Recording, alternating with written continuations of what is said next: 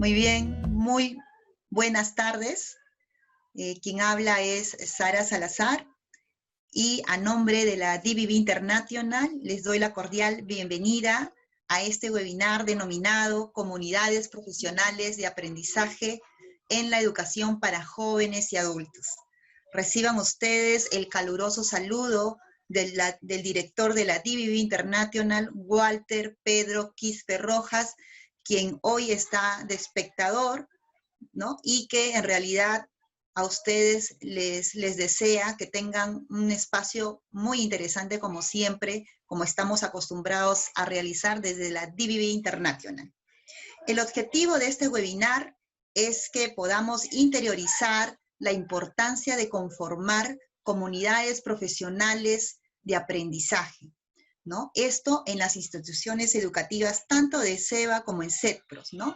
A fin de ir fortaleciendo el liderazgo pedagógico y distributivo que se va dando a nivel de estas comunidades profesionales de aprendizaje, ¿no? Sin más preámbulo, voy a presentar al experto. Él es Juan Luis Condori Gutiérrez y voy a hablarles un poco de quién es Juan Luis Condori Gutiérrez. Juan Luis es un consultor experto en comunidades profesionales de aprendizaje. Él es de la Universidad Nacional Federico Villarreal. Él tiene estudios de maestría en la mención de medición y evaluación de la calidad educativa. También tiene especializaciones, una de ellas en gestión e innovación educativa y otra en evaluación externa con fines de acreditación. Realmente Juan Luis, con toda la expertise que tiene, también se ha desempeñado en diferentes cargos en nuestro país. Entre ellos, ha sido docente de educación básica en sus inicios, como nosotros, tiene toda esa expertise, ¿no? Y luego ha ido siendo ya maestro de prestigiosas universidades, asesor en gestión escolar y privadas, auditor en lo que es la calidad educativa de instituciones públicas y privadas, asesor en gestión escolar, en el Programa Nacional de Directivos, que de alguna manera se ha ido fortaleciendo a través del Ministerio de Educación. Actualmente, él es consultor en varios temas de interés educativo, ¿sí? Y pertenece a la empresa SGCE, que es el Sistema de Gestión de la Calidad Educativa. Bienvenido, Juan Luis Condori Gutiérrez. Gracias, gracias Sara. Un honor escuchar tus palabras de presentación y también buenas tardes a los maestros que nos están escuchando a través de DBV International.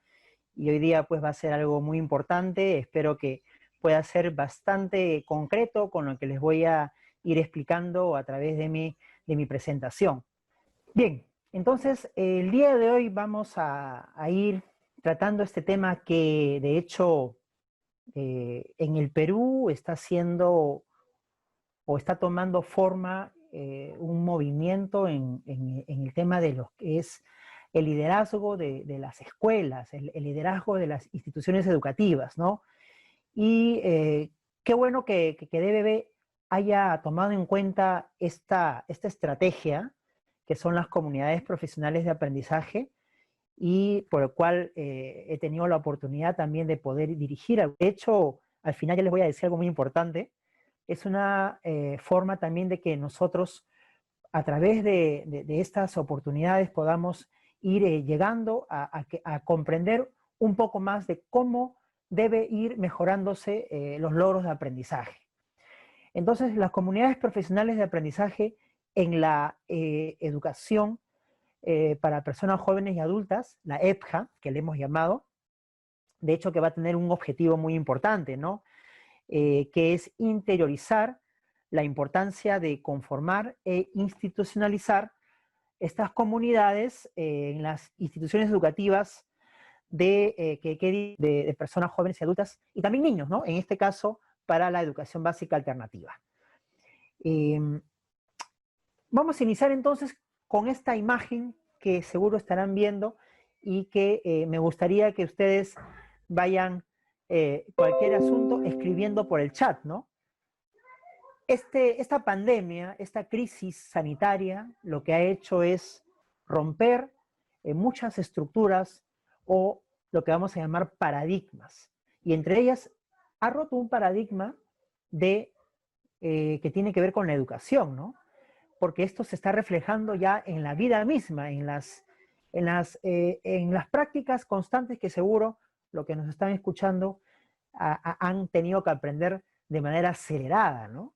Pero si nosotros hacemos una pregunta, ¿qué paradigma entonces educativo ha entrado en crisis? Pueden ir escribiendo si gustan, me gustaría que haya una interacción, ¿no? No solamente voy a monopolizar la palabra. Quienes están presentes pueden ir, ¿cuál es ese paradigma que se está rompiendo, ¿no? Con esto de la crisis sanitaria en el tema de educación? El paradigma es que siempre debe haber un docente. Así es. Y la pregunta es, ¿no? ¿Es solamente un docente? ¿Es un docente? En este paradigma a distancia, es un paradigma que está emergiendo, pero hay otro paradigma que se ha roto, ¿no? Solamente era un docente, el docente solo, gente que posiblemente se comunica de manera ¿no? Alternativa, cuando hay situaciones de urgencia. ¿Quién sería, pues, no? Ese docente y qué parte de ese paradigma que se está rompiendo, ¿no? Bueno, voy a ir entonces, de hecho que este paradigma que ha entrado en crisis es un paradigma del docente que está solo. Es un paradigma tradicional, ¿no? Es un paradigma que posiblemente hayamos ido, pero que sin embargo ya el aceleramiento con esta crisis y la inmersión de las tecnologías, en este caso las tecnologías digitales o las tecnologías de aprendizaje a distancia, es lo que ha empezado a que este paradigma tradicional, este paradigma de un docente solo o aislado, entre comillas, no vaya más. Y lo que ha traído ya desde la sociedad del conocimiento es que las redes es lo que va a entrar ahora un poco en lo que viene, en esta educación emergente, ¿no? De hecho que los problemas ahora se han puesto mucho más inciertos y un solo docente posiblemente no vaya a resolver muchas situaciones que se les presentan. Que ahora él empiece a comunicarse con otros docentes y puedan trabajar juntos.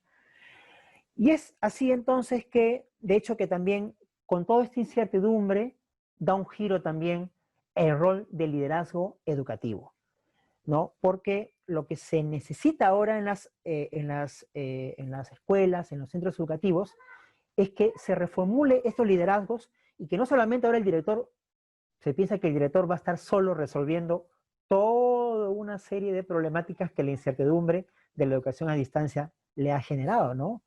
Él va a necesitar otros líderes pedagógicos que descanse pues en los docentes. Y aquí vamos a entrar un poco entonces en este rol de liderazgo en la Agenda 2030. La Agenda 2030 es una agenda que prácticamente vislumbra el futuro de la educación y específicamente en la ODS, o que es el Objetivo de Desarrollo Sostenible número 4, en lo que se va a establecer este objetivo, ¿no? Garantizar una educación inclusiva y equitativa de calidad y promover oportunidades de aprendizaje permanente para todos. Este objetivo, entonces, que ha sido revisado en el 2015, pero que parte de lo que es el foro de educación en Yomtien, ahora en el 2015, hace poco, se ha revisado este objetivo y es que la educación debe abarcar a otras personas.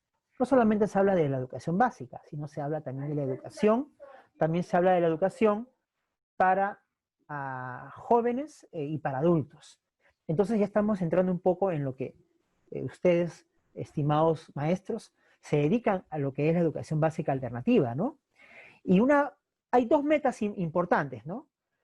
La meta 4.4 que dice que de aquí al 2030 hay que aumentar considerablemente el número de jóvenes y adultos que tienen las competencias necesarias. Y esto tiene que ver mucho que hay que preparar continuamente, insertarlos en un sector productivo, desarrollar sus competencias técnicas y profesionales para acceder a un empleo digno, a un trabajo decente y además enseñarles a emprender. En esta época, pues, imagínense lo que hemos visto, la informalidad, que es un tema muy preocupante con respecto al empleo. ¿Cuántos jóvenes y adultos han tenido bueno, y están sobreviviendo y que el sistema educativo no ha logrado sostener esa educación para darles competencias? Entonces, en esta época de pandemia, el emprendimiento es importantísimo, ¿no? Y que haya un empleo digno, pero para eso también hay que preparar a una persona de manera competente y que tenga estas competencias técnicas y profesionales. Pero también hay una meta que es el 4.6 que podemos ver acá, que al 2030 también hay que asegurar que todos los jóvenes y una proporción considerable de adultos, tanto hombres como mujeres, o sea, tengan nociones de lectura, escritura y que hayan nociones elementales de la matemática. Entonces, estas dos metas importantes son las que se va a atender en esta declaración de Incheon, es un marco de acción desde el Objetivo de Desarrollo Sostenible número 4. Hasta aquí entonces estamos viendo, entrando un poco, porque quiero entrar a esto de liderazgo, ¿no? ¿Cómo entramos entonces a esto de liderazgo y cómo los docentes que se dedican a enseñar a jóvenes y adultos tienen que ir entonces vislumbrando este futuro a 2030? De hecho, dentro de este documento hay un punto importante que es rescatado: colectivo. Ese esfuerzo colectivo que tiene que ver con toma de decisiones, rendición de cuentas. Ahora, obvio que si hablamos de rendición de cuentas, alianzas y gobernanza, hablamos de instituciones, autoridades, pero también esto aterriza en los liderazgos de los docentes. Los docentes también tienen que rendir cuentas, ¿no? Si hablamos de maestros que se dedican pues al servicio educativo público, entonces también deben ir reflexionando este tipo de esfuerzo colectivo para poder ir llevando a cabo estas dos metas que hemos hablado, ¿no? Y para ello, pues, los docentes y educadores que se dedican a la formación de personas jóvenes y adultas deben aprovechar primero ser profesionales, y esa profesionalización es una capacitación constante. También deben involucrarse en los compromisos y competencias de los estudiantes y también participar en la formulación de los diseños, implementaciones, las políticas curriculares, ¿no? Promoviendo la calidad y la equidad para poder llevar a cabo estas metas, ¿no? Atendiendo la educación 20 al 2030. Y para ello, vamos a hablar el liderazgo educativo. A veces pensamos nosotros que el liderazgo educativo descansa en una persona. Hoy día ya la evidencia, la investigación educativa en liderazgo ha dado todo un vuelco, y de hecho que los mejores liderazgos son aquellos que tienen no solamente un tomador de decisiones, sino también otros docentes que toman decisiones y que en un trabajo en equipo llevan a cabo estas mejoras de los logros de aprendizaje en relación con las competencias, ¿no? Entonces hablamos de un liderazgo.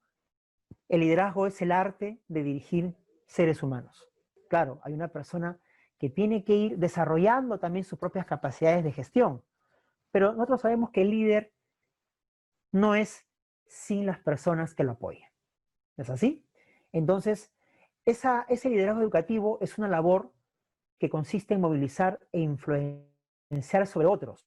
Si hay un líder visionario, hay un líder que tiene una postura importantísima en relación con logros de aprendizaje y mejoras de desempeños de las prácticas docentes, entonces prácticamente genera el contagio, para decir así, de este tipo de prácticas para mejorar un centro educativo. Entonces, este líder educativo tiene cuatro tareas, ¿no? Para empezar, el líder educativo existe dentro de relaciones sociales. Ya hemos dicho, un líder no puede estar solo. El líder entonces tiene que empezar a dirigir el centro educativo y distribuir esos poderes en otros docentes para que también se conviertan en líderes. Tiene que perseguir metas de mejora de aprendizaje. Ya sabemos que hay dos metas importantes según la Declaración 2030, ¿no? El Objetivo de Desarrollo Sostenible número 4, que vendría a ser la alfabetización. Luego también este líder educativo dirige metas del colectivo docente, porque de hecho que estas metas están relacionadas con una visión que tiene que ver con el proyecto educativo. Y por último, también el líder educativo se adecua a los contextos y contingencias. En esta época de pandemia y educación a distancia, educación remota, pues el líder educativo tiene que ser más concreto, tiene que adecuarse a esos contextos, tiene que ser más empático, tiene que desarrollar ese tipo de respuestas a contingencias o incertidumbres, y para ello tiene que desarrollar mucho las habilidades socioemocionales. Entonces, todo esto de acá es este rol de un líder educativo en la Agenda 2030. Vamos a ir entonces aterrizando, ¿no? Para ello entonces, ya tenemos entonces dos metas importantes, ¿no es así? Una meta que es aumentar el número de jóvenes y adultos con competencias necesarias para acceder a un empleo decente, y la meta 4.6, asegurar que todos los jóvenes y adultos estén alfabetizados. Lectura, escritura y aritmética. Entonces, se necesita la participación de los docentes, quienes van a ser también líderes educativos. Y para ello, el docente tiene que profesionalizarse y comprometerse para asegurar que los estudiantes aprendan. Ojo, esta es una declaración que está en esta Agenda 2030. Ustedes pueden verlo allí. Y para ello entonces necesitamos, ¿qué cosa? Una cultura colaborativa, donde se desarrolle un liderazgo en el aprendizaje. El paradigma anterior estaba basado en la enseñanza, pero ahora va a haber un tránsito hacia el aprendizaje. Este liderazgo basado en el aprendizaje o el Learning Centered Leadership es lo que prácticamente generará el centro. Un centro donde tiene que desarrollarse una cultura colaborativa.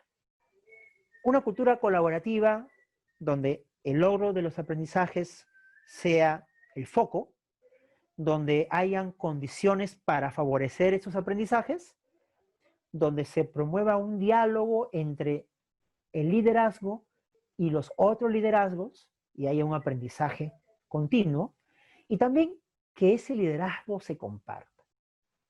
¿Ya? Se comparta porque debe asumirse una responsabilidad común por los resultados. Entonces, miren cómo vamos aterrizando, ¿no? Aterrizamos desde 2030, luego un objetivo de desarrollo sostenible, luego dos metas que hemos visto, y luego cómo va entrando el concepto de liderazgo, y el liderazgo cómo se va a ir distribuyendo en otros docentes porque se les necesita. Y esto va a ir generando entonces este concepto de la cultura colaborativa, basado en un liderazgo distribuido en el aprendizaje.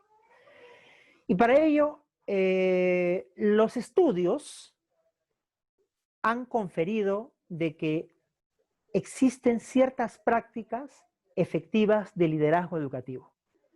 La primera es que un verdadero liderazgo en una institución educativa establece direcciones. Hay una visión compartida, obvio que es construida, hay unos objetivos, porque hay metas, y también hay altas expectativas. Esto de aquí tiene que ver mucho con un tema moral, un tema ético, porque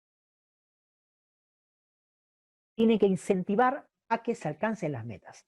Pero de hecho que El líder tiene que desarrollar mucho lo que es las habilidades socioemocionales para poder comunicar. Bien, luego tenemos el rediseño de la organización.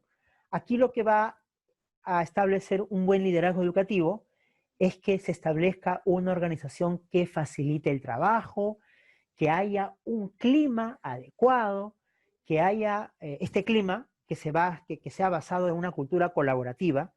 Y obvio que esto de aquí es todo un proceso. ¿Ya? Esto va a llegar en un proceso donde hasta en un momento el líder educativo se va a desanimar, ¿no? Pero esto es lo que se ha generado en los grandes sistemas educativos del mundo. Este tipo de prácticas de liderazgo han generado resultados de aprendizaje. Y por último, también algo importante en que hay que reflexionar la enseñanza. Hay que reflexionar las prácticas asociadas a lo pedagógico, lo que hacen los docentes, ¿no? Y para ello tiene que dotarse de personal, tiene que haber un apoyo técnico a los docentes, ¿no? Desde el monitoreo, evaluación, acompañamiento, y también evitar de que el equipo docente no se distraiga de otros objetivos que posiblemente no sean y que se concentre en lo que es el objetivo final, que es el logro de aprendizaje.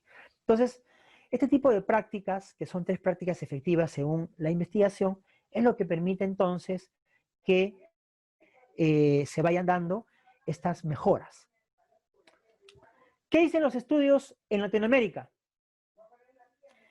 Para empezar, en Latinoamérica consideran de que en países donde se ha hecho este estudio, número 1, el director se ha dedicado a la parte burocrática, pero no le ha dado mucho hincapié a lo que es importante, que son los aprendizajes, ¿no?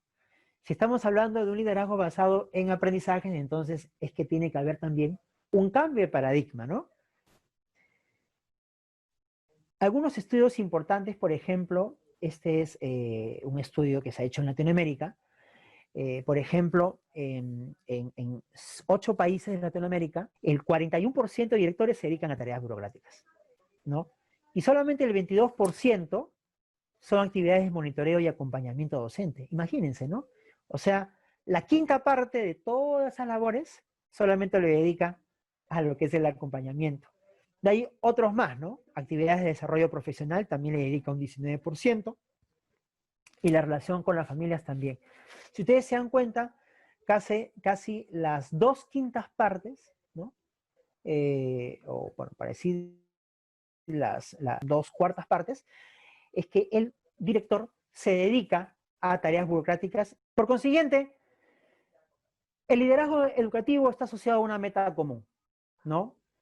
Lo que prácticamente arroja la investigación es que el 25% influye en logros de aprendizaje. Luego, que la mejora en las escuelas con bajos resultados se produce si existe un liderazgo potente.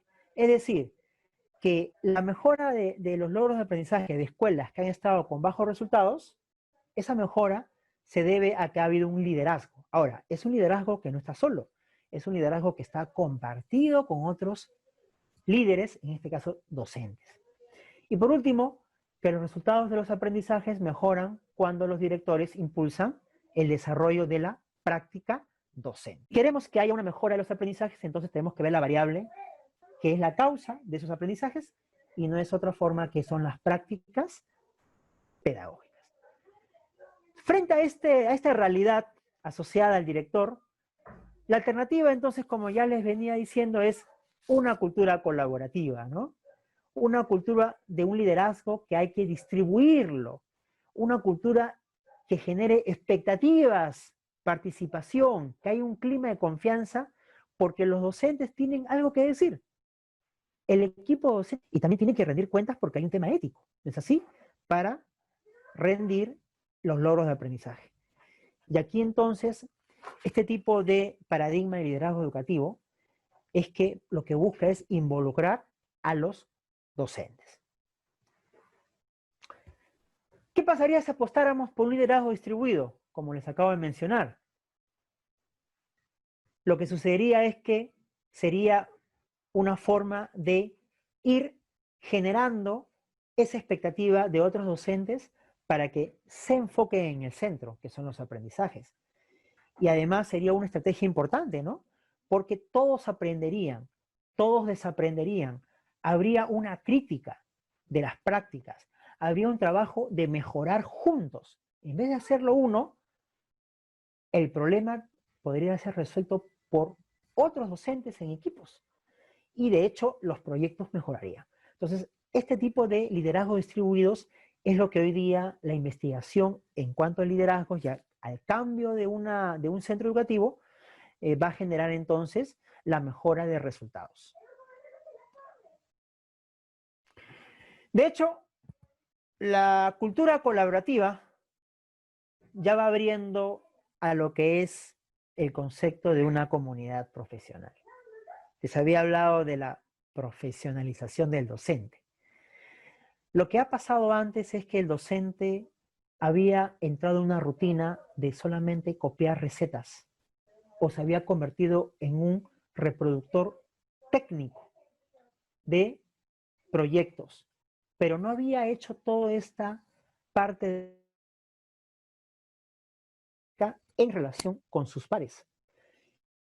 Y de hecho que ahora es que se necesita mucho más apostar por este tipo de comunidades profesionales. ¿No es así? Porque adelante de todo ello está el aprendizaje.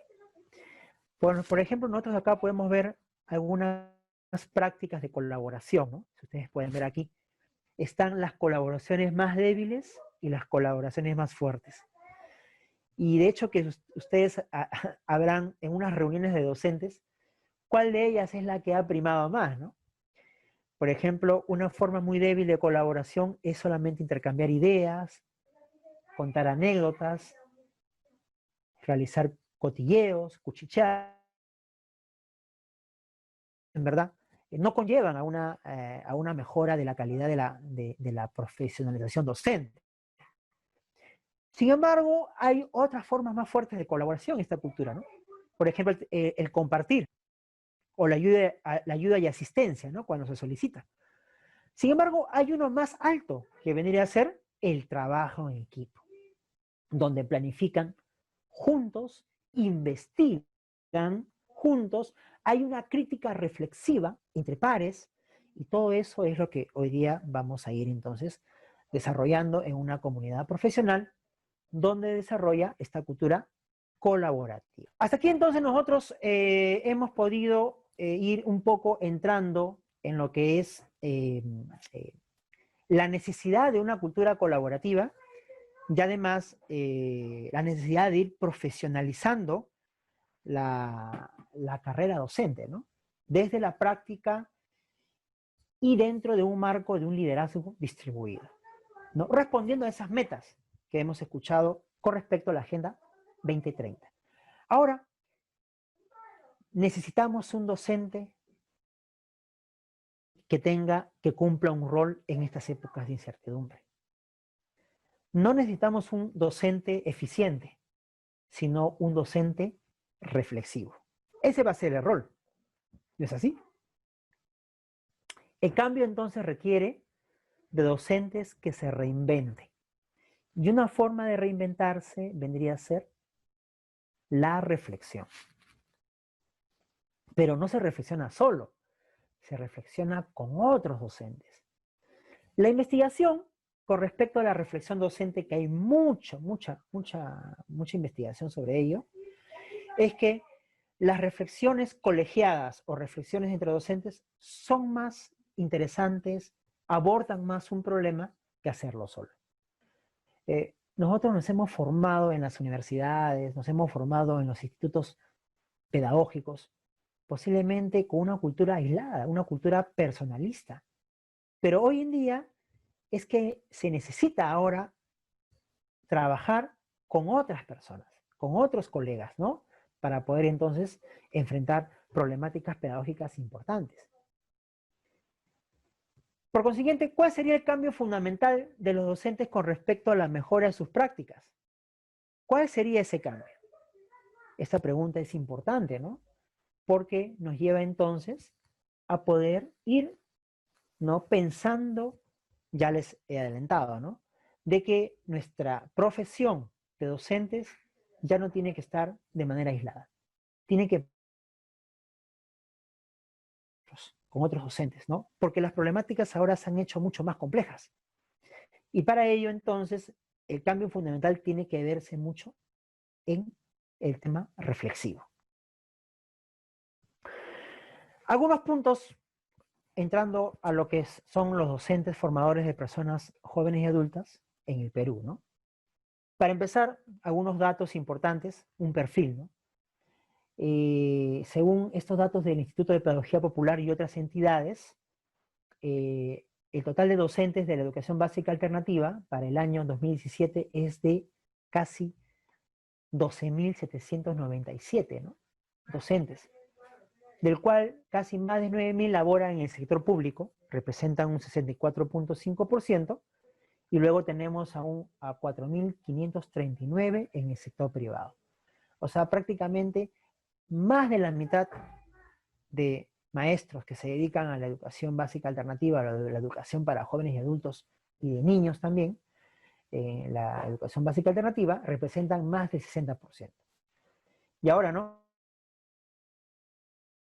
estudiantes por docente, ¿no? En el sector público más o menos va de 11 estudiantes por cada docente, ¿no? Y en el sector privado, donde el servicio ha sido mucho más, bueno, sí, ha sido bastante de ir teniendo más estudiantes, por ejemplo, es de que un docente atiende a casi 17 o 18 estudiantes. Entonces, esta carga docente, de hecho, que también no se ha tomado en cuenta los niveles de inasistencias y tardanzas, ¿no? Pero ahí está el dato. Ahora, dentro de los centros de educación básica alternativa, la forma, ha sido también un poco un problema, ¿no? Porque ha relativizado mucho el buen desempeño de los maestros que se dedican a la educación básica alternativa, ¿no? Por el cual se ha identificado que los maestros de este nivel se dedican también a otros trabajos, ¿no? Y de hecho que esto también es una dificultad. Ahora, la mayoría de docentes tienen una formación para trabajar en educación básica regular y no se han formado en este enfoque de la educación básica alternativa o la educación para personas jóvenes y adultas, ¿no? Sí, es en el camino que han ido pues aprendiendo y se han ido adecuando, ¿no?, a este servicio para poder atender a este grupo de personas. Y por último también una formación inicial de docentes para atender a personas jóvenes y adultas no ha habido, no existe, ¿no? Salvo que hay algunas demandas, ¿no?, de algunos programas, educación básica alternativa, que se han dado poco a poco, que se han ido implementando. Entonces, frente a esta situación, con estas dificultades, es que tenemos ya un perfil, ¿no?, de formadores. Además, en el Perú, ya un poquito entrando a la educación para personas jóvenes y adultas, que es la EPJA, que es un movimiento mundial. La EPJA no tiene aún una validación ni tampoco se ha implementado un sistema, ¿no?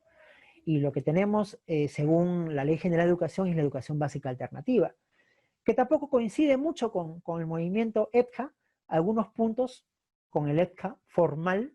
El EPJA formal vendría a ser el desarrollo del sistema educativo en la categoría correspondiente, desarrolla un currículo, y el EPJA no formal vendría a ser ya otros programas alternativos que buscan el desarrollo de competencias, ¿no?, para situar en el sector laboral. Pero EVA, a lo mucho, ha entrado algunos puntos coincidentes y otros no. Incluso EVA atiende a niños de entre 14 y 15 años y adolescentes, y no asume el enfoque de educación no formal, ¿no? Entonces, tenemos acá otro dato de cómo están entonces los docentes formadores y cómo se están situando, ¿no? O sea, EVA no está articulado con EPJA, en otras palabras, ¿no?, con la EPJA. Y es todo todavía un punto importante que incluso el doctor César Picón ha escrito bastante. César Picón es uno de los que ha escrito muchísimo sobre esto de un sistema EPCA en el Ministerio de Educación, pero todavía sigue siendo esto una propuesta. Ahora, de hecho que ya tenemos el perfil de docentes, ¿no? ¿Cuáles ahora esos tránsitos que se demandan de los docentes de educación básica alternativa? ¿No? ¿Cuál es este tránsito? Bueno, una de ellas ya hemos dicho que se reclama posiblemente un liderazgo en los centros, ¿no? Pero desde el punto de vista ya profesional, ¿qué se demanda de los docentes? En este caso estamos hablando mucho del aprendizaje basado en el desarrollo de las competencias. ¿Es así? Luego también se necesita de que los docentes que se dedican a la educación de jóvenes y adultos tengan un cambio de enfoque sobre el sujeto que aprende, ¿no?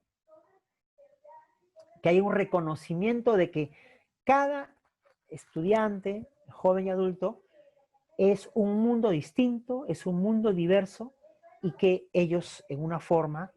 Luego otra demanda en los docentes es el enfoque sobre las oportunidades de aprendizaje, ¿no? De hecho, se necesita, por ejemplo, de que el aprendizaje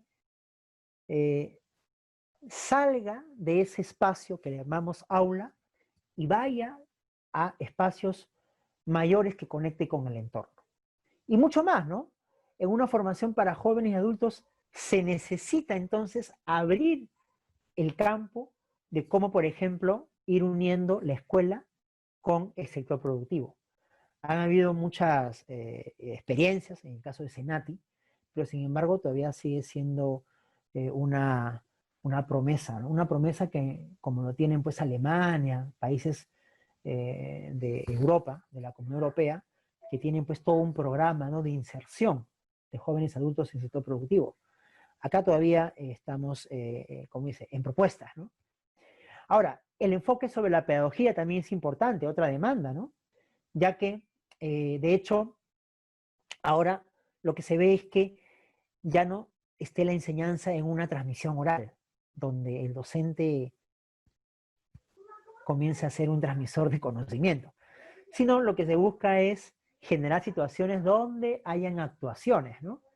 Y donde el estudiante sea el eje del aprendizaje.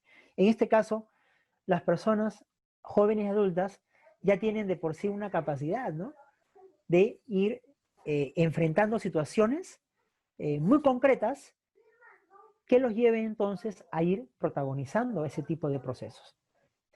Y por último, también hay una demanda en cuanto a lo que es la acción de los docentes, ¿no?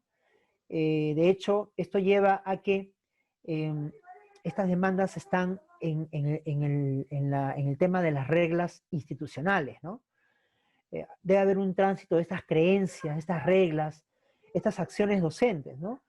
Por ejemplo, las reglas que tienen que ver con que el docente solamente es un actor pasivo en el centro educativo, y ahora se busca que el docente se comprometa, se involucre en los procesos, ¿no? Participe incluso de la planificación, participe en la construcción de las metas, participe en todo el tema de la planificación institucional. Entonces, este tipo de demandas o tránsitos es lo que se va encontrando en el marco del buen desempeño docente, que sí les sugiero que los colegas que me están escuchando lo puedan tener y puedan ir abordando algunos puntos, ¿no? César Picón ha hecho un estudio de los docentes y sus modelos, ¿no? El docente formador de jóvenes y adultos, ¿no? Y ha abarcado entonces 3 modelos importantes, ¿no? El modelo pedagógico tradicional, en el cual los docentes solamente se dedican a enseñar, pero no asesoran la construcción del aprendizaje, y usan pedagogías tradicionales, ¿no? Utilizan también pocas herramientas y entornos digitales. Posiblemente, quizás, no vieron la posibilidad de ir insertando este tipo de herramientas. Muchos de esos docentes posiblemente han tenido que articular las nuevas herramientas, ¿no? Y ya de manera exploratoria han tenido que reaprender. Por más que no lo hayan tenido como necesidad, pues han tenido que transitar. Ahora, ese es el modelo, el docente de un modelo pedagógico tradicional. Lo que ahora me parece que tiene que ya entrar en este tipo de comunidades colaborativas, ¿no? Vendría a ser un docente con una perspectiva crítica social. Que está en este modelo es aquel que facilita aprendizajes con técnicas participativas, utiliza conceptos de pedagogías sociales como la educación popular, la pedagogía crítica, la pedagogía basada en la participación, etcétera, etcétera. Adoptan también, en este modelo se adopta también el uso exploratorio de entornos digitales y su práctica se orienta a que los estudiantes se empoderen, ¿no? En los entornos culturales, políticos, sociales. Entonces, este modelo genera entonces un docente crítico social. Y por último tenemos ya el docente de un modelo pedagógico que vamos a llamar el modelo pedagógico EPJA, porque es un modelo que desarrolla a un docente con capacidad de liderazgo pedagógico, institucional, comunitario, social. Es un docente que actúa transformando su propia práctica, ¿no?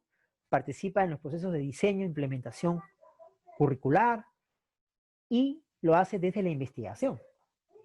Hay una formación teórico y práctica para hacer uso de estas pedagogías y lo va adaptando a los distintos contextos, ¿no? De los estudiantes.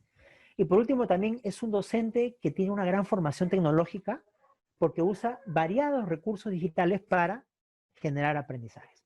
Entonces tenemos este perfil, ¿no? De este docente que hay un tránsito, el tránsito es a la reflexión, ya hemos visto algunos aspectos, y lo que se quiere entonces es que sea un profesional docente reflexivo y no sea un profesional docente eficiente. No se quiere ese profesional. Se quiere un docente que tenga una actitud autónoma, crítica, que se vea como agente de cambio. Porque si va a ser parte de una cultura colaborativa, entonces tiene que desarrollar habilidades socioemocionales y comunicativas para poder participar en construcción de soluciones, ¿no? Entonces se necesita un docente reflexivo. Esto acá se encuentra dentro de lo que es el marco teórico del marco de buen desempeño docente, por si acaso, ¿no? Lo estoy sacando de ahí. Y para ello, nosotros tenemos que ir ya al perfil del docente reflexivo.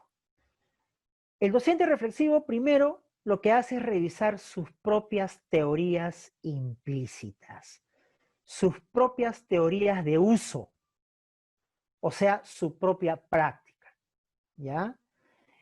Por ahí debe partir este docente reflexivo, o deben partir ustedes, ¿no?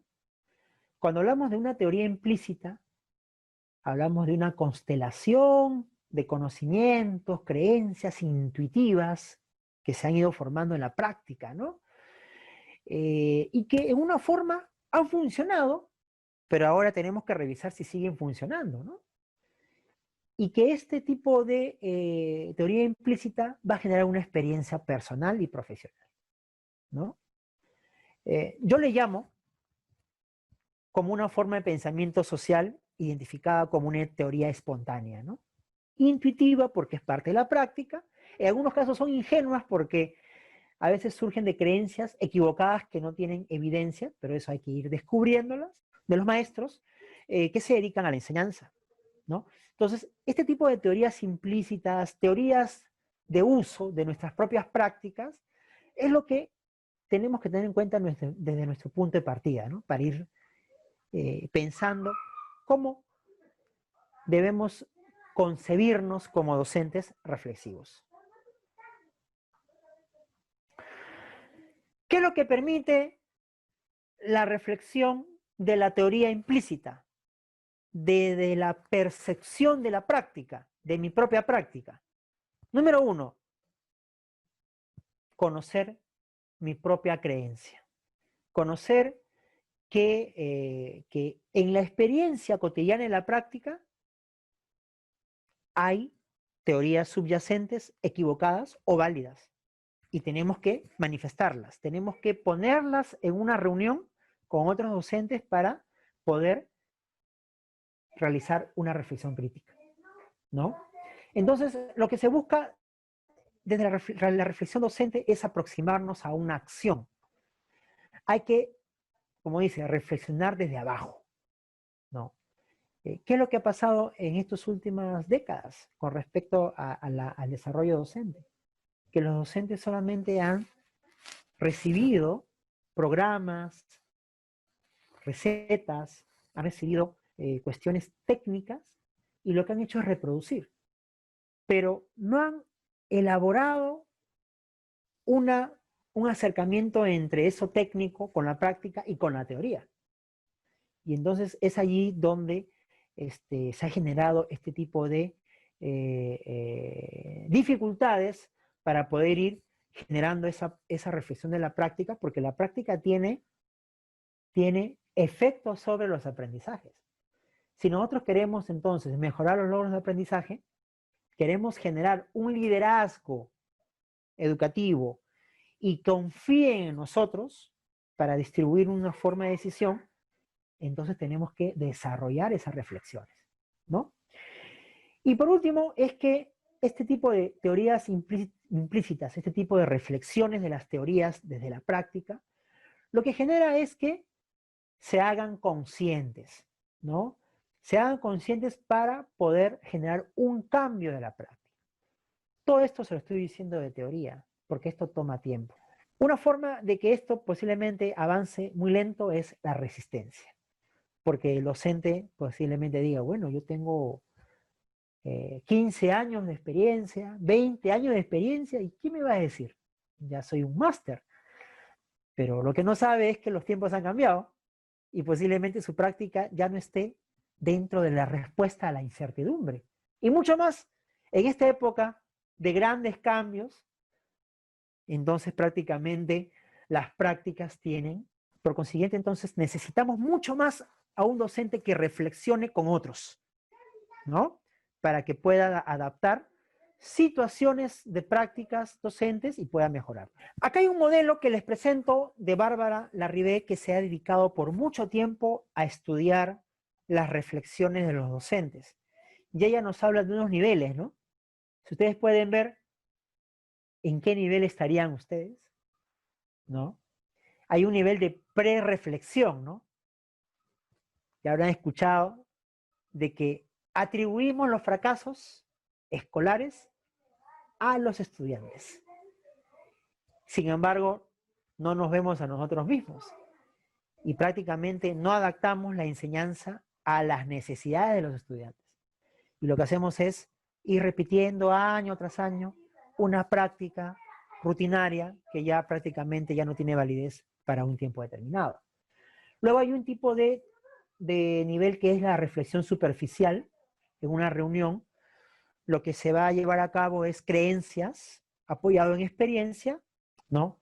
Entonces, lo que busca esta reflexión superficial es solamente basarse en la experiencia. Entonces, no se hace un contraste con la teoría, con lo último que está basado en evidencia, ¿no? No hablo de teoría, una teoría que no está basada en evidencia, ¿no? Hablamos de teorías y de marcos conceptuales que se construyen desde la investigación empírica. Y es sobre eso que tenemos que ir contrastando nuestras prácticas, ¿no? Para mejorar. Luego tenemos ya la reflexión pedagógica. Bárbara Larribé nos dice que es un nivel alto de reflexión. Se aplican conocimientos didácticos, teóricos, investigaciones educativas. Hay un análisis acertado sobre bases teóricas relacionadas con la práctica en el aula y con otras buenas prácticas. Y de hecho se analizan los impactos de enseñanzas en un aprendizaje. Impactos. El impacto negativo o el impacto positivo.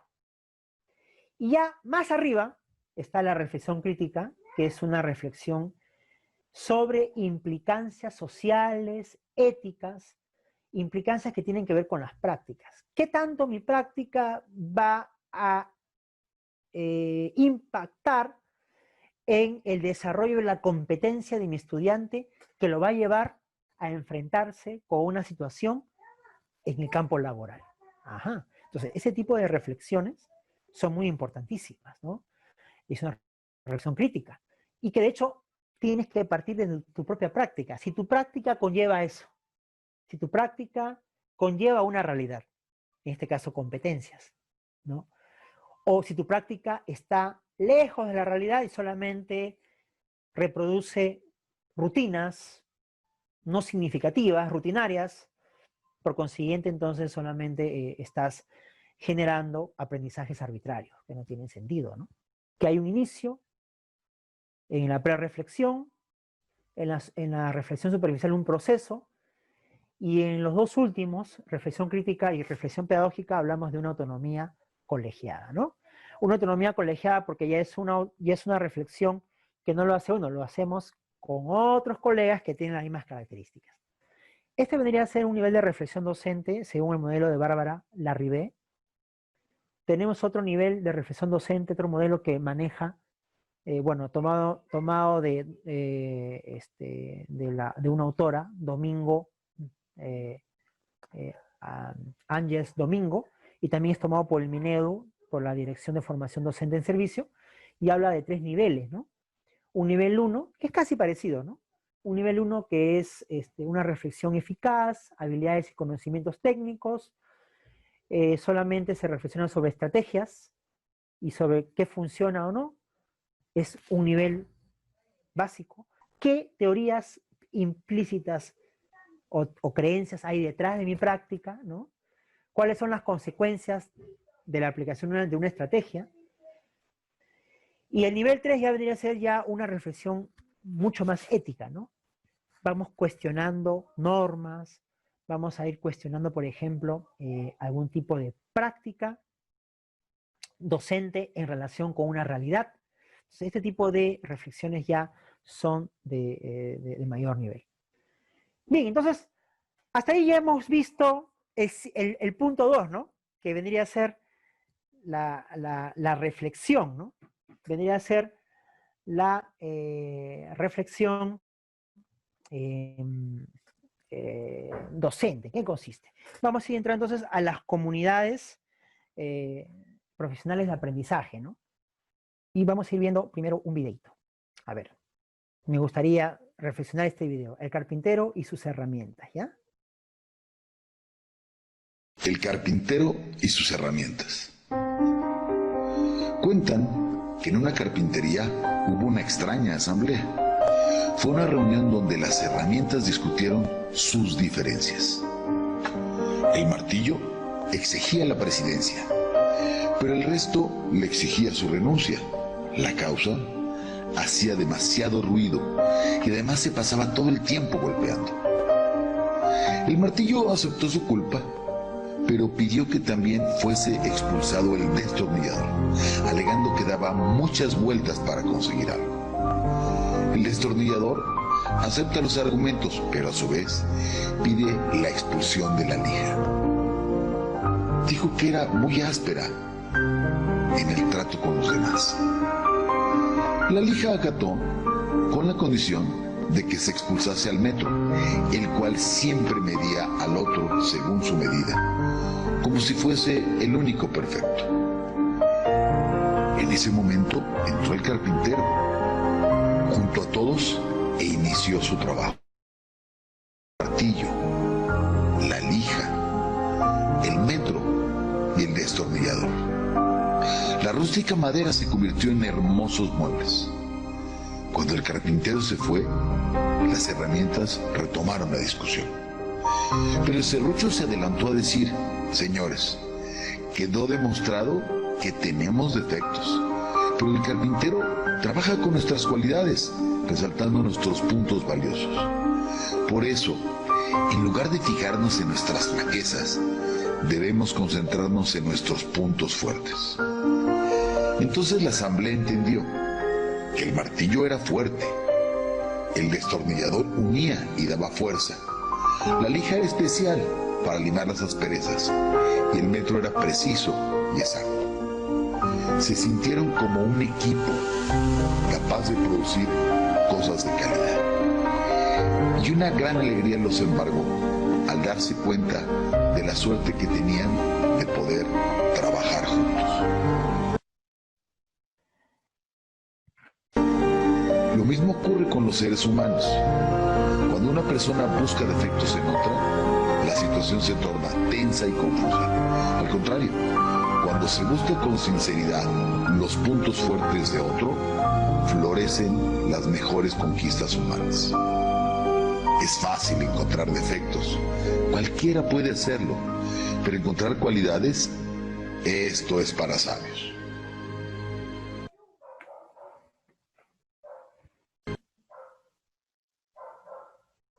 Qué importante, ¿no? Esto creo que invita mucho a lo que les estaba diciendo, ¿no? La cultura colaborativa, el docente reflexivo. Qué tan importante, imagínense, ¿no? Es buscar las cualidades, las habilidades de los colegas, y de hecho que también dice, ¿no? Que si nosotros aprenderíamos a buscar esas potencialidades, ¿cuánto podríamos ahorrarnos de poder solucionar muchos problemas, ¿no? Pero esta reflexión nos lleva a esto, ¿no? ¿Cuál es el mensaje que nos ofrece la historia, ¿no? El carpintero y las herramientas con respecto a las habilidades personales, en este caso las habilidades de los docentes, ¿no? De nuestro compañero de trabajo. Potencializar el talento profesional de los docentes en las instituciones educativas, por ejemplo, ¿no? Aquí yo les voy a dejar estas preguntas, ¿no? Si alguien quisiera ya participar. De hecho, solamente un alcance, ¿no? Ya creo que el mensaje es que debemos identificar habilidades. ¿En qué somos buenos? Identificar. Creo que es lo que nos hace un buen líder, ¿no? Educativo. ¿Y cómo podríamos potencializar? Siguientes diapositivas, ¿no? Y para eso vamos a ir viendo ya lo que es el aprendizaje en las comunidades profesionales. Quiero avanzar. Bien, entonces, acá vamos a entrar a lo que es la comunidad de aprendizaje profesional, la comunidad de profesional de aprendizaje, ¿no? Un poco de historia rapidísimo, ¿no? Para empezar, esto de la comunidad profesional de aprendizaje, Antonio Bolívar dice, él le llama comunidad de aprendizaje profesional, así que lo van a encontrar como comunidad profesional de aprendizaje, o también Bolívar, en uno de sus documentos, él lo dice comunidad de aprendizaje profesional. Entonces, esta comunidad, como un movimiento de mejora de la escuela, en el cual en los Estados Unidos se dieron cuenta de que toda reforma de arriba no generaba cambios. Entonces, al darse cuenta, miren, mejor, ¿por qué no empezamos a construir desde las bases? Porque las reformas que son impuestas no garantizan mejoras significativas en los centros educativos. Entonces comenzó a trabajarse desde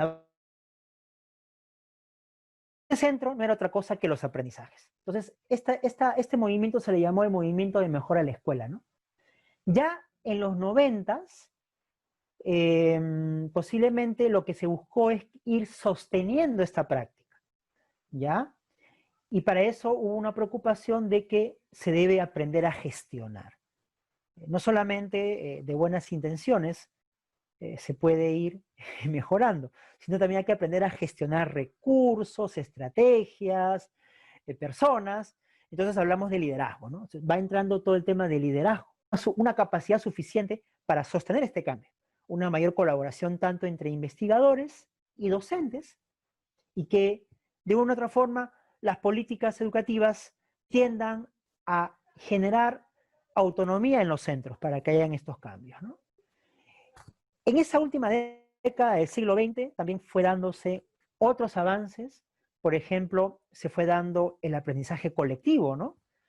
Que está centrado en un aprendizaje continuo de los docentes, tienen que desaprender para volver a aprender, y esto es con lo que les decía, revisar sus propias teorías implícitas, sus propias prácticas, ¿no? Sus prácticas de uso. Entonces, hay una parte importante en este aprendizaje continuo, ¿no? Que los centros educativos cambian cuando los docentes se profesionalizan individual y colectivamente. Este es un gran hallazgo importante, ¿no? Que va a ser prácticamente uno de los principios de las comunidades profesionales de aprendizaje, ¿no? Y las escuelas aprenden. Las escuelas son inteligentes cuando aprenden, ¿no? Comparten conocimiento. Y ya casi al final de los años 90, llegando al siglo XXI, ya surge como una propuesta de trabajo docente, por el cual hay una visión en común, hay una necesidad de reflexionar los dilemas de la práctica docente a partir de evidencia y de teoría, ¿no? No solamente de metáforas o hacerlo desde cuestiones subjetivas, sino hay que hacerlo desde la evidencia. Entonces, toda esta historia es lo que va a ir generando el surgimiento de la comunidad profesional de aprendizaje. Tres aspectos importantes, ¿no? Desde el punto de vista conceptual. Una comunidad profesional de aprendizaje está centrado en los docentes, lo que les decía, ¿no? Un liderazgo distribuido desde arriba con los docentes. Un grupo de personas que comparten se interrogan críticamente su propia práctica, ¿no? De manera reflexiva, colaborativa. ¿A dónde se orienta? Hacia los aprendizajes. Esa es una primera conceptualización. La segunda es una visión centrada en el centro educativo, ¿no? Una comunidad profesional de aprendizaje es una escuela comprometida con el desarrollo de una cultura de aprendizaje colectivo y creativo, caracterizado por unos valores y una visión en común, signada por un liderazgo distribuido y por normas de trabajo colaborativas. Y la tercera ya es una visión mucho más amplia, ¿no? Es una comunidad escolar que tiende a organizarse de manera muy poderosa, empodera a los docentes y a otros miembros de la comunidad, o sea, invita a otros miembros, pueden ser docentes en formación, invita expertos, pueden ser familias, o sea, van entrando y todos trabajan de manera conjunta para mejorar la calidad de vida de los estudiantes y de todos, con fines de logros de aprendizaje. O sea, esto es interesantísimo, ¿no? Este tipo de conceptualizaciones. Obvio que para llegar acá es todo un proceso. Algunas características de las comunidades profesionales de aprendizaje, ¿no? Por ejemplo, hay un valor y una visión compartida. Imagínense entonces que esta visión sea que al 2030 se reduce las dificultades de matemática y lectura en los estudiantes de tal nivel o de tal ciclo. Es una visión compartida, ¿no? Es un logro de aprendizaje. O se trabaja, por ejemplo, en esa escuela se trabaja, por ejemplo, la investigación es un valor, ¿no? Que en esa escuela todos aprenden a indagar. Es una visión, ¿no? Por eso hay que construir en un proyecto educativo institucional. Luego, otra característica es el liderazgo distribuido. Ya les expliqué, creo que un poquito, ¿no? Que el buen líder distribuye y confía en otros. Obvio que primero les forma, ¿no? Forma el perfil. Y solamente así el buen líder interactúa con otros que también son líderes para poder sacar adelante los logros. Luego, hay un aprendizaje individual y colectivo. Claro que sí.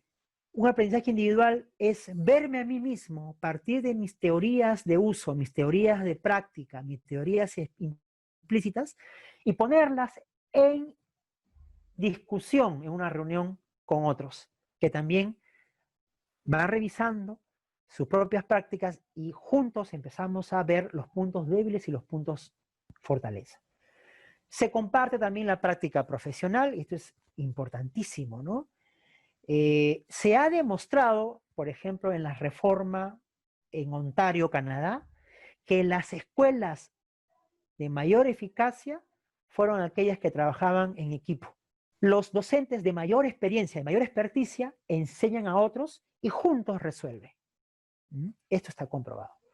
Luego hay una especie de confianza, de respeto, ¿no? De apoyo mutuo. Este tipo de confianza es importantísimo, porque si hay sanción o si hay obligación de arriba hacia abajo, no funciona, ¿no? Luego hay una apertura, hay que aperturar mucho para la crítica. Porque el que apertura sabe que va a aprender de otro y sabe que juntos van a solucionar problemas metodológicos, ¿no? Y luego hay una responsabilidad colectiva, eso sí.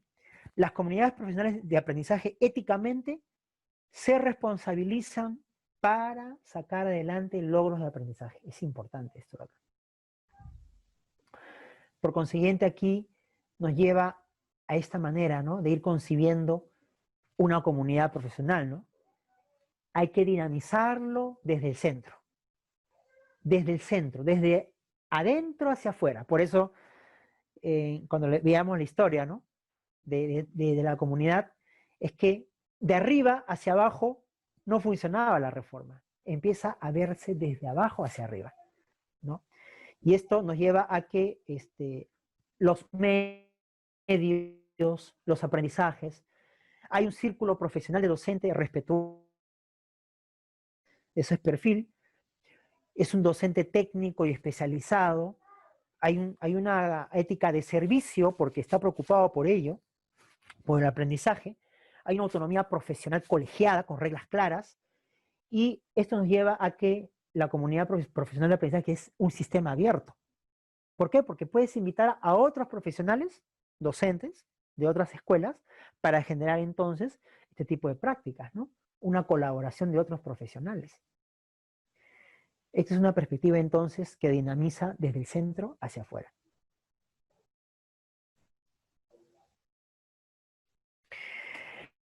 Ahora, de hecho que nos lleva también a ir viendo dónde se encuentra la comunidad profesional de aprendizaje. Hargraves y Fulham, en un libro que se llama Capital Profesional, que es un libro muy interesante, está en versión digital.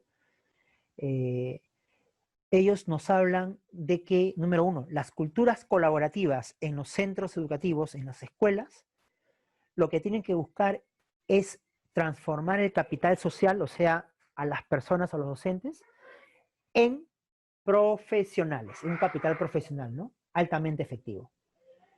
Pero de hecho que hay 4 niveles, ¿no?, de este tipo de culturas colaborativas.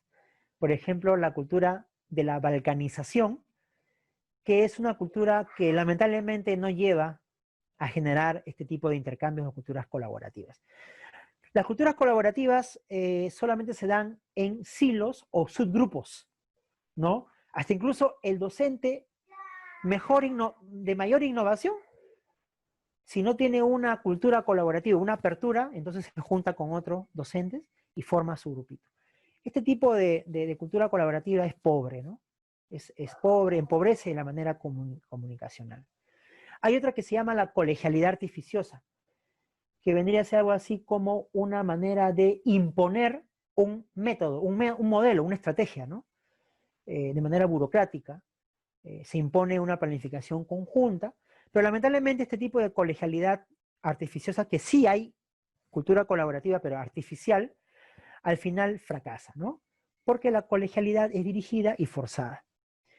Y luego tenemos ya el nivel de nuestra comunidad profesional, la que estamos hablando, ¿no?, que es una cultura colaborativa colectiva, flexible, abierta, de confianza, que no debe ser impuesta, ojo, sino debe desarrollarse en cada persona y en cada grupo. Por eso se necesitan líderes educativos importantes y que distribuyan el poder. Algunos líderes, por ejemplo, en evidencia en otros países donde se ha aplicado las comunidades profesionales de aprendizaje, han visto que posiblemente no funcionaban porque eran comunidades impuestas. Y otros querían que la comunidad profesional de aprendizaje ya funcionara así rápido. Pero sin embargo, lo que es impuesto no funciona, ¿no? Porque no lo van a vivir, no lo experimentan. Tienes que verle el significado. Por eso esta comunidad profesional es un proceso lento. Va a ir consolidando, depende de cuánto compromiso hay a los docentes. Y por último, ya hay una cultura colaborativa de mayor nivel, pero no vamos a hablarlo acá, que es de las agrupaciones o redes, ¿no? Que pueden ser altamente efectivas, las famosas redes institucionales, permiten un abordaje de una práctica innovadora, pero en una localidad, y que de hecho, bueno, hay propuestas interesantes, ¿no? Experiencias interesantes en otros países. Pero vamos a ir solamente hablando de nuestra comunidad profesional de aprendizaje, ¿no? Con una cultura colaborativa. ¿Cuáles son las pautas para el desarrollo de una comunidad profesional? Lo que yo he hecho aquí rápidamente, porque esto ya al final le voy a decir un anuncio importantísimo, es que una comunidad profesional de aprendizaje toma tiempo. Toma tiempo como las hormiguitas que están acá, ¿no? ¿Podemos aprender de las hormigas? Claro que sí, pero las hormigas, para hacer todo esto, llevó millones de años de evolución, por si acaso, ¿ya?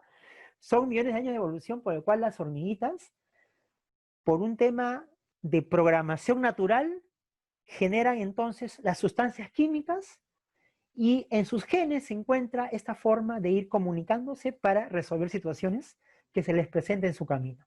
Pero son años de evolución, pues, ¿no?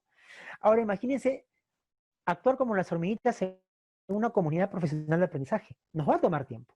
Por eso hay liderazgos, ¿no? Hay liderazgos importantísimos, distribuidos.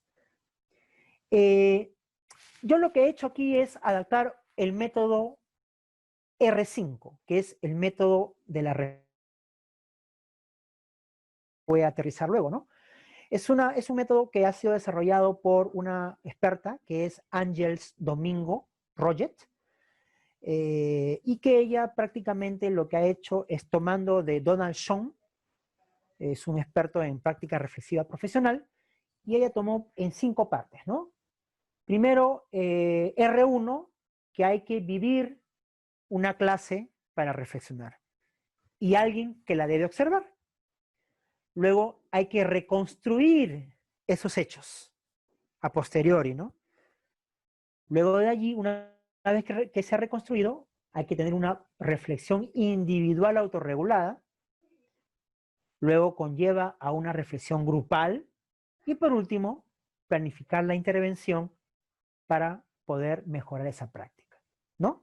O las dificultades que se han hallado en esa clase. Pero esto yo lo quiero entender así, quiero presentarlo así. En las fases hay unos procesos. Ya, ojo, lo he adaptado de la experta Ángels Domingo. En R1 está la vivencia de esa situación, que ya lo he dicho. Luego se reconstruye una situación a posteriori, se reconstruye esa situación, análisis de elementos y sistematización de la data. Obvio que esto genera datos. Luego hay una reflexión individual, hay una elaboración de conclusiones, hay una intervención provisional desde la experiencia individual. Tienes que reflexionar esa experiencia. Luego hay una reflexión compartida, ¿no? Y hay una interacción porque no solamente queda en el docente, tiene que ponerlo en un entorno colegiado, ¿no es así? Y ahí lo comparte, ahí se identifican los contrastes, las dificultades, se contrasta con la teoría, se contrasta con los supuestos, y luego ya se van revisando conclusiones provisionales de elaboración de un plan definitivo, ¿no? De conclusiones. Y por último ya se planifica la nueva intervención, vendría a ser una estrategia, se relabora este plan de estrategias para mejorar la práctica y unos compromisos de mejora respecto a esas teorías implícitas y cómo lo vamos a hacer. Esto entonces es una manera muy rápida de ir entendiendo, ¿no? No lo quiero dar vuelta. Y más bien el proceso del método que he puesto desde la A hasta la H, lo que he hablado anteriormente, que está ligado a las 5 R, 5 prácticas reflexivas, ya da unas pautas más específicas para implementar un CPA, ¿no? Una comunidad profesional. Por ejemplo, número 1, preparar una agenda, ¿no? Normas, valores, roles, ya para llevar a cabo una reunión, ¿no? Número 2, tenemos que sistematizar los datos de una observación de una clase en base a logros, ¿no? ¿Ya? Logros de aprendizaje o desempeño docente. Hay que sistematizar esos datos para poder reconstruir Número 3, luego tenemos que presentar los resultados de los datos, promover esa reflexión individual, presentar objetivos y tema, el tema que está relacionado con esa problemática, ¿ya? En una reunión de trabajo pedagógico. Número 4, promover la reflexión compartida a partir de los saberes previos, los que se reúnan, que son 10, 15, 20 docentes, que se ha recogido sus sesiones que han sido monitoreadas por un acompañante, en este caso el directivo, lo ha sistematizado y lo presenta en un PowerPoint y los pone en evidencia, ¿no? Y sobre eso entonces va a haber una reflexión a través de saberes previos para ir identificando dificultades. El número 5 ya se desarrolla los conceptos, se contrasta la teoría, los principios, fundamentos, normas, procedimientos, se va presentando el que dirige esa reunión colegiada, esa reunión de comunidad profesional de aprendizaje, presenta los temas, ¿no? Los supuestos, las teorías, y una vez que ya lo hace de manera concreta, la número 6 convoca ahora a la construcción de una estrategia de manera colectiva. Porque ya, número 1, se ha partido de un problema, se ha ido a los saberes previos, se ha presentado las teorías, conceptos, principios, fundamentos, normas, ¿no? Y luego viene ya la construcción de estrategias de manera colectiva para buscar planes de acción. Y por último, el consenso, después de una discusión muy interesante, llega el consenso, la propuesta de acuerdos, plazos y mecanismos de implementación para ser registrados en un documento. Entonces, todo esto de aquí, de hecho, hay que experimentarlo, ¿no? Para llevar a cabo y poder entenderlo. Esto nos lleva entonces a que, número 1, clave en una comunidad profesional de aprendizaje docente es el desarrollar los datos, el sistematizar los datos, ¿no? El uso de datos sobre las prácticas reflexivas, ¿no? Estos datos nos van a llevar entonces, número 1, a visionar nuestra meta, generar estructuras, estrategias de apoyo a los docentes, nos va a dar también modelos de cómo ir buscando esas estrategias a partir de los datos, y también nos va a permitir en colaboración con nuestros colegas. Por eso el uso de los datos es importante, ¿no? Porque estos datos nos van a permitir entonces mejorar la práctica docente en la comunidad profesional de aprendizaje.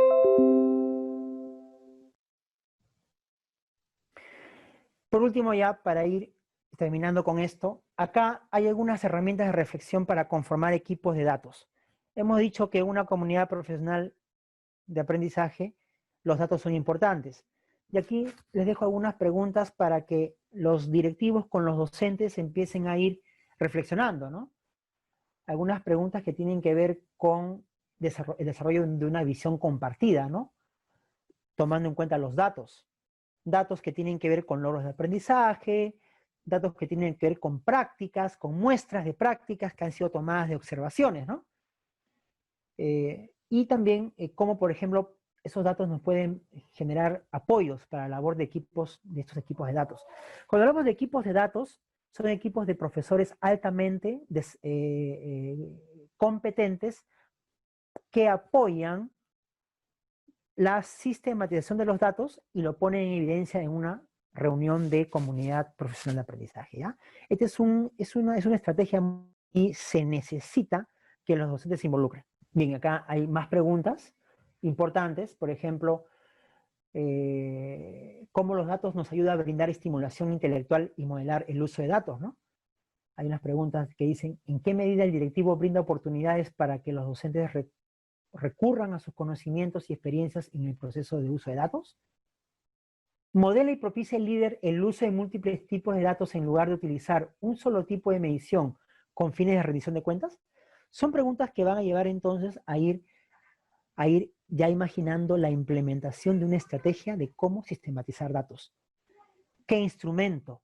¿En dónde sistematizar? ¿Qué técnica estadística se puede usar, ¿no? La más sencilla. Y cómo ir arrojando estos datos para presentarlos en reuniones. Conclusiones. A ver, lo voy a hacer de manera muy concreta. La primera conclusión a la que debemos arribar es que una comunidad profesional de aprendizaje para formadores jóvenes y adultas tiene que partir entonces de una visión que tiene que ver con las dos metas que les acabo de mencionar al principio, ¿no? La meta relacionada con la educación continua de competencias laborales, ¿no?, y profesionales de las personas jóvenes y adultas, y la alfabetización en lectura, escritura y matemática, ¿no?, que son dos metas que pertenecen al Objetivo de Desarrollo Sostenible 4. Entonces hay que partir de allí, ¿no? La segunda conclusión es que para llevar a cabo estas metas es la colaboración, que los docentes son llamados a colaborar, ¿no? Y para ello se necesita un liderazgo educativo basado en la distribución, un liderazgo distribuido que no solamente esté en manos del director, sino que pueda distribuirse los roles de compromiso en los docentes. Tercera conclusión es que hay evidencia suficiente donde las escuelas que han mejorado los desempeños, los logros de aprendizaje, es porque ha habido un liderazgo importantísimo empujado por liderazgos sostenibles de docentes. O sea, solamente ha habido eso. Esa es una evidencia basada en la investigación educativa. Luego, una siguiente conclusión vendría a ser el tema de la reflexión docente, ¿no? El docente tiene que es un perfil que tiene que demandarse hoy día. Hay un tránsito. Ya no tiene que ser el docente que repite cosas, transmisor. No, es un docente que reflexiona. Es un docente que pone como protagonista a los estudiantes. Solamente es un mediador, es un guía. Hasta puede ser un coaching o un mentor, ¿no? Entonces, los docentes que forman adultos y jóvenes tienen que tenerlo bien claro eso, ¿no? La reflexión desde sus propias prácticas. Prepararse para compartir con otros. Una penúltima conclusión, las comunidades profesionales de aprendizaje, que es una herramienta, ¿no? Es una herramienta, es una estrategia que genera la mejora de los centros educativos. Y que esta herramienta, si hay que implementarla, pues va a tomar tiempo, porque es un cambio de la mentalidad de las personas. Y por último, ya para ir terminando, que las comunidades profesionales de aprendizaje lo que busca es, en una forma, ir instaurando la famosa cultura colaborativa. Gracias. Listo. Muchas gracias Juan Luis Condori Gutiérrez por esta extraordinaria ponencia. Tenemos algunas preguntas que también están pasando tanto por el chat como por el WhatsApp también. Estamos muy contentos de que nos hayas podido hablar de este tema, que realmente es un tema crucial y nuevo para la educación para jóvenes y adultos. El poder lograr la reflexión en los docentes a partir de sus líderes educativos, que en este caso son los directivos, tanto de los centros de educación básica alternativa como de los centros de educación técnico-productiva. Es interesante ir conociendo algunos aspectos claves para que la escuela, en este caso el SEBA, el CEDPRO, profesionales de aprendizaje, ¿no? Tenemos algunas preguntas, Juan Luis, me gustaría por favor ir diciéndotelas para que nos puedas ir aclarando un poco, ¿sí? Nos preguntan, ¿cómo aborda la necesidad el docente de reconocerse como líder y ser formador de líderes en el reconocimiento de las oportunidades en la EPJA, la educación para jóvenes y adultos? Y tiene que tener un docente sobre, número uno, el logro de aprendizaje. Y para eso, si no tiene esos datos sistematizados, no ha habido una reflexión de reuniones sobre esos logros y qué tanto se ha alcanzado, entonces puede ser que posiblemente pase desapercibido, ¿no? Entonces, el abordaje es, número uno, sobre el logro de aprendizaje. ¿Y qué tanto la práctica docente o las estrategias pedagógicas están teniendo impacto en ese logro? Entonces, por ahí hay que empezar, ¿no? Y de hecho, yo le doy mucha responsabilidad al líder, que es el director. Entonces, no funciona. O sea, ¿cómo tú construyes una casa? ¿Cómo construyes el techo si el maestro que construye la casa no tiene las habilidades suficientes para llevarlo a cabo, ¿no? Y menos va a poder transmitir ese conocimiento a los obreros que está bajo su mando. Entonces, empieza por ese lado, ¿no? El abordaje. Entonces, hay dos niveles de abordaje. Un primer abordaje es el nivel de liderazgo directivo desde el equipo que dirige el centro. Y el otro nivel de abordaje es el abordaje del docente que va a ir tomando en cuenta los logros de aprendizaje, que son los datos, que lo está tomando en cuenta en el famoso PAT, ¿no? El Plan Anual de Trabajo. Perfecto. Juan Luis, tenemos otra pregunta. ¿Los estudiantes jóvenes y adultos pueden ser parte de estas comunidades profesionales de aprendizaje? A ver, en las experiencias que he leído en estas comunidades en Canadá y Estados Unidos, de hecho que algo que va enriqueciendo mucho a estas comunidades, primero, antes de entrar a los estudiantes, es primero se consolida los docentes y los que dirigen el centro, ¿no? Tiene que haber una especie de cultura de consolidación, ya, para llegar a eso. Y de ahí ya van entrando otros protagonistas, por ejemplo, pueden ir entrando expertos de afuera, que se están formando y pueden, los que están haciendo una investigación o pueden aportar en algo, y también pueden entrar incluso familias. Ahora, también pueden entrar, por ejemplo, en las experiencias de lo que es la educación comunitaria, en lo que es el movimiento EPJA. He leído sobre el caso de Marruecos, cómo los jóvenes y adultos van entrando a tomar decisiones en sus propios aprendizajes. Entonces, con mucha más razón, si tenemos todo un movimiento de educación comunitaria, se puede entonces llevar a cabo esta intervención, ¿no? Por parte de ellos, para que también conozcan cómo se lleva a cabo este tipo de prácticas de culturas colaborativas. Perfecto, entonces estamos nosotros en buen camino porque realmente, como saben todas las personas que ahorita están de espectadores, sabemos que los jóvenes y adultos tienen voz y voto, ¿no? Entonces, sí, probablemente cuando ya se logre institucionalizar las comunidades profesionales de aprendizaje en los CEBA, en los CETROS, en la educación comunitaria, ellos también sean un pilar muy importante. Tenemos otra pregunta, Juan Luis, ¿no? Sí. ¿Cuál será el papel que cumple el líder pedagógico, en este caso el director, en una comunidad de aprendizaje donde se hace mucho énfasis en cómo puede contribuir un poco más el directivo? Es lo que nos pregunta. ¿Qué nos recomiendas al respecto?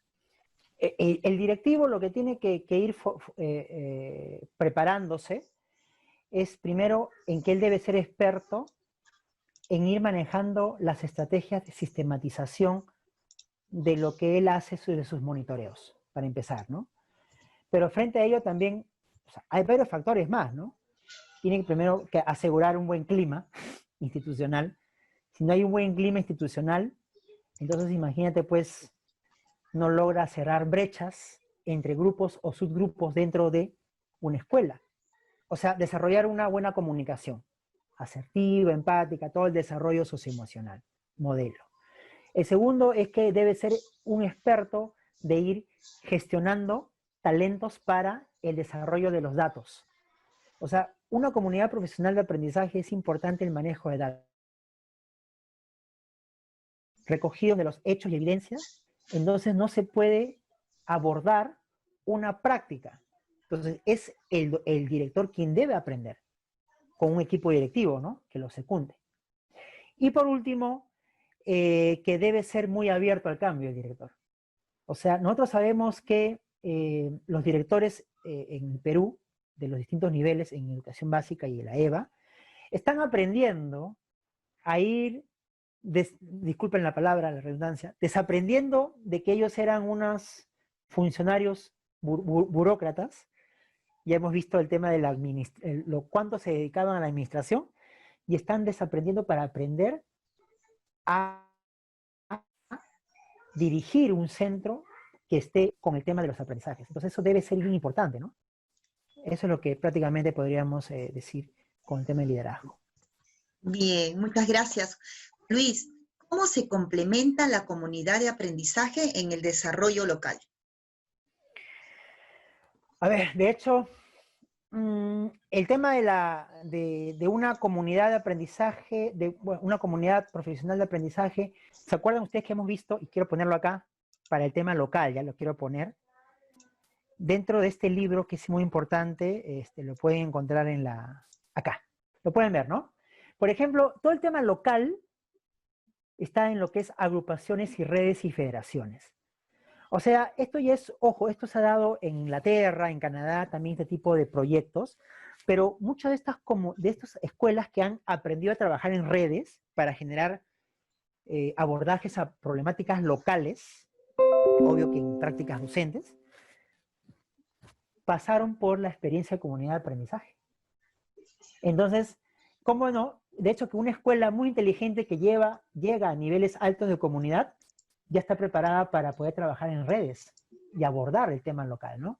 Entonces, de hecho, creo que debe pasar esos niveles, ¿no? Esos niveles para poder enfrentar a cuestiones locales. Yo quiero solamente terminar con esto, ¿no? Acá en el Perú tenemos las famosas redes de escuelas rurales.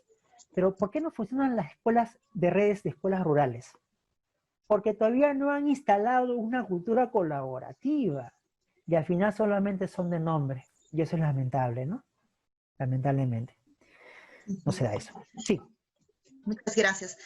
Tenemos unas preguntas más. ¿Qué aspectos recomiendas se tome de reflexión en el aprendizaje de los jóvenes y adultos? Considerando que hablamos de los datos, pero como experto en el tema, Juan Luis, lo que nos piden es qué aspecto, además de estos datos de logros de aprendizaje, deberíamos considerar para los estudiantes jóvenes y adultos que sabemos que tienen ya aprendizajes de acuerdo a las trayectorias de vida, pero que están en el sistema educativo para formalizarlos. ¿Qué otro aspecto que consideras tú que se deban considerar? Ya, de hecho, este aspecto, si hablamos de competencias, tenemos que ver qué tanto ese aprendizaje está teniendo impacto en un sector productivo. Claro. Yo sé que esa parte no está institucionalizada todavía. Ya sabemos que EVA está en la parte formal, pero sabemos que EPJA tiene la parte no formal. Sin embargo, tengo conocimiento que hay experiencias por el cual se han visto de cómo un aprendizaje de competencia del currículo impacta en un sector productivo. Ese aspecto había que tenerlo en cuenta, ¿no? ¿Qué tanto el aprendizaje de un conocimiento, de un saber, desarrolla una competencia para la vida, para más adelante? O sea, ese aspecto, tanto en matemática, ¿qué tanto, por ejemplo, a una persona, a un joven adulto, le puede ser útil la matemática, ¿no? La matemática no solamente es para operar, o sea, ¿qué tanto puedo llevar a cabo ese conocimiento matemática para la vida? Y ese es el aspecto que impacte en un tema productivo, ¿no? O qué tanto, por ejemplo, comunicación, ¿no? O ciencia. No solamente quede como un tema reproductivo, porque si no volvemos al modelo pedagógico antiguo, que solamente es reproducir cosas para resolver problemas que están en un papel. Y eso no es, ¿no? Entonces, esos aspectos hay que ir mirando desde el enfoque de competencias. Si no me equivoco, Eva trabaja con el currículo nacional, ¿no? Por competencias. Muchas gracias, Juan Luis. Tenemos algunas preguntas más. Nos dicen, ¿existe alguna ruta para el desarrollo de las comunidades profesionales de aprendizaje? Sí. Yo les había presentado a ustedes una ruta, así de manera, como le digo, ¿no? Concreta. Esta es una ruta que está en estos colores y que lo he asociado a unos procesos del método de una autora, que es la que ha permitido abordar con mayor evidencia el desarrollo de las prácticas reflexivas, ¿no? Para, obvio, mejorar los logros de aprendizaje. Entonces, esta ruta de 7 pasos es una ruta muy concreta que incluso se puede reproducir en una reunión a distancia, ¿no? En una reunión remota. Entonces, esta ruta yo sí se les recomiendo. De hecho que estas propuestas, como les digo, hay que experimentarlas y toman tiempo, ¿no? Toman tiempo para poder llevar a cabo este tipo de colaboraciones entre docentes, pero esta es la ruta por la cual les aseguro que es la que va a permitir mejores resultados hacia adelante, ¿no? Ujú. Gracias, Juan Luis. Entonces, como este material va a estar colgado, compartido, además les comento a todos los espectadores que Juan Luis ha elaborado un documento bastante sustentado en la teoría para que además puedan descargarlo de la página web de la DBV Internacional cuando ya se pueda editar y colgar el video. Bien, sí. ¿Existe alguna diferencia, nos preguntan, Juan Luis, entre el trabajo colaborativo, el trabajo colegiado, los grupos de interaprendizaje, las reuniones pedagógicas que se estilan en los centros de educación básica alternativa, en los CETPROS, porque además que a través del Minedu piden este tipo de reuniones? ¿Qué tanto hay similitud con las comunidades profesionales de aprendizaje? ¿Es lo mismo? ¿Cuáles son las diferencias? Nos gustaría que nos expliques, por favor. Ya. Bueno, de hecho, una reunión colegiada es una estrategia formativa, ¿no? Por ejemplo, una GIA, como está en la norma, ¿no? Es una estrategia formativa de acompañamiento. Cuando nosotros hablamos de una comunidad profesional de aprendizaje, es una cultura. Ya, no solamente está en la reunión, sino sale. Cuando, por ejemplo, los centros educativos, las escuelas, llegan al nivel alto de instalar una comunidad profesional de aprendizaje, entonces salen de la reunión y trabajan en... Ya, entonces no es igual, ¿no?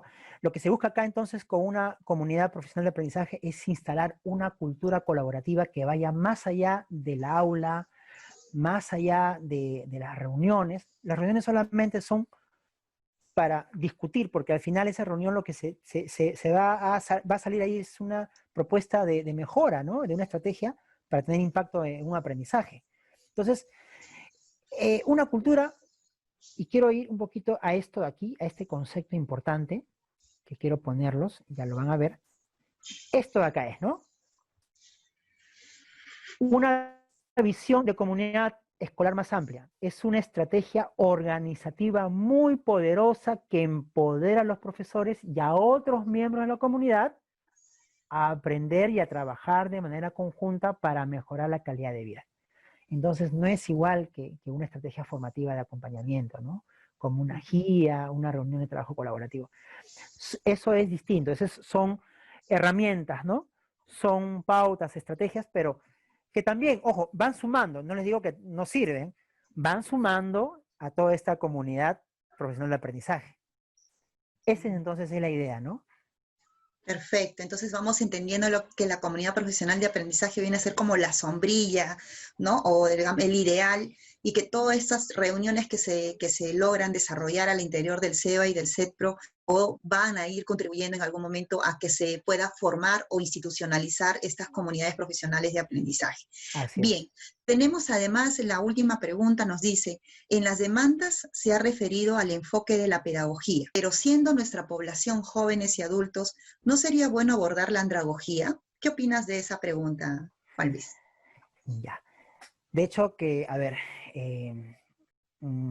cuando nosotros hablamos del tema de la pedagogía, hay que hablarlo desde dos perspectivas, ¿no? O sea, la pedagogía como parte de una formación de personas, de hecho que está el tema de la andragogía, ¿no?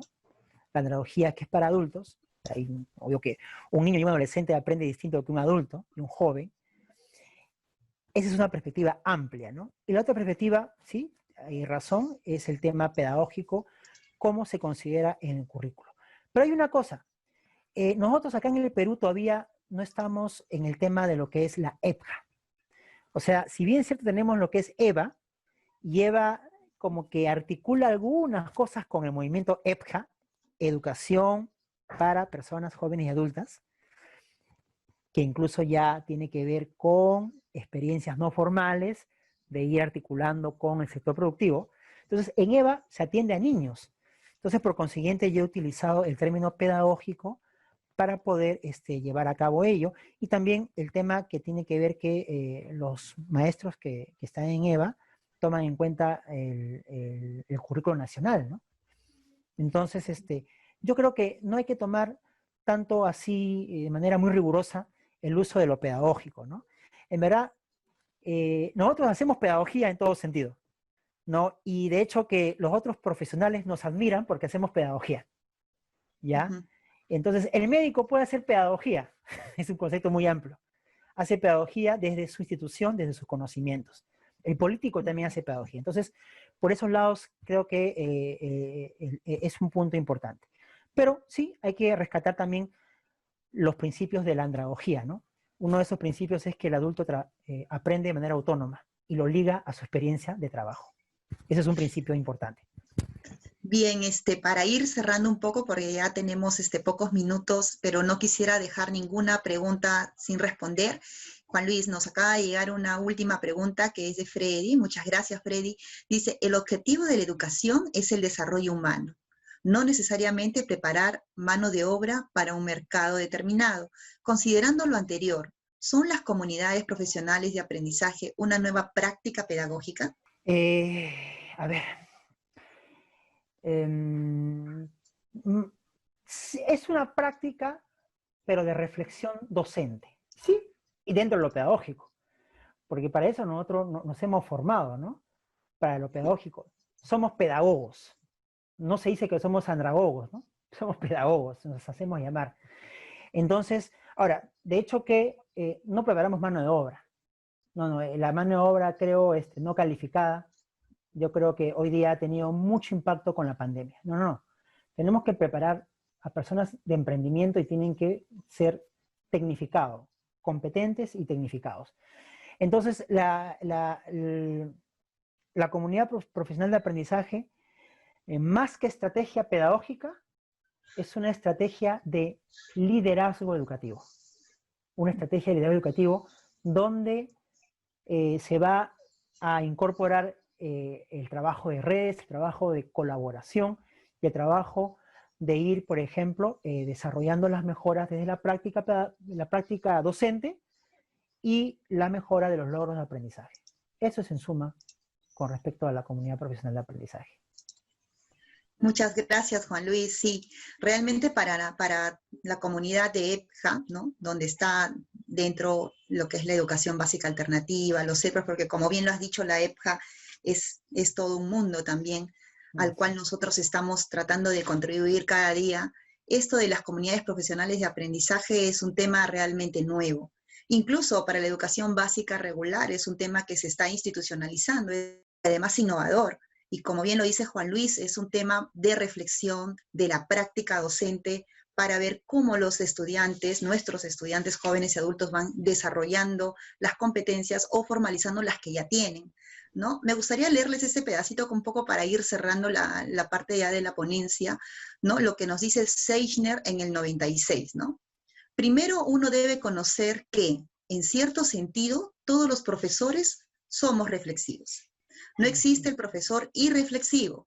Necesitamos movernos más allá de la celebración acrítica, de la reflexión docente y del empoderamiento docente, y centrar nuestra atención en qué tipo de reflexión están involucrándose los profesores, que aquello sobre lo que están reflexionando y cómo les está yendo en ese camino. Es interesante y yo quería un poco cerrar el tema con ello, ¿no? Nosotros sabemos que nuestra educación para jóvenes y adultos ha ido evolucionando, ¿no? Inicialmente atendíamos niños, adolescentes, jóvenes y adultos, luego ya la norma, la ley nos dice que ya no atendíamos a niños. Sin embargo, en algunos EVAs, sobre todo en la selva, vemos que hay algunos niños que están insertados, ¿no? Y que el derecho a la educación a veces ellos van esperando ser incluidos en el sistema educativo, porque la norma nos dice que es de 14 años hacia arriba, ¿verdad? Entonces, es interesante ir propiciando estas comunidades profesionales de aprendizaje. Y cuando hablamos de la comunidad profesional de aprendizaje, como bien lo ha dicho Juan Luis, es cómo se va construyendo adentro mismo de la institución, o sea, en el mismo SEBA, en el mismo CETPRO, cómo vamos conociendo nuestros perfiles y cómo vamos apoyándonos entre todos para que podamos contribuir a crecer profesionalmente.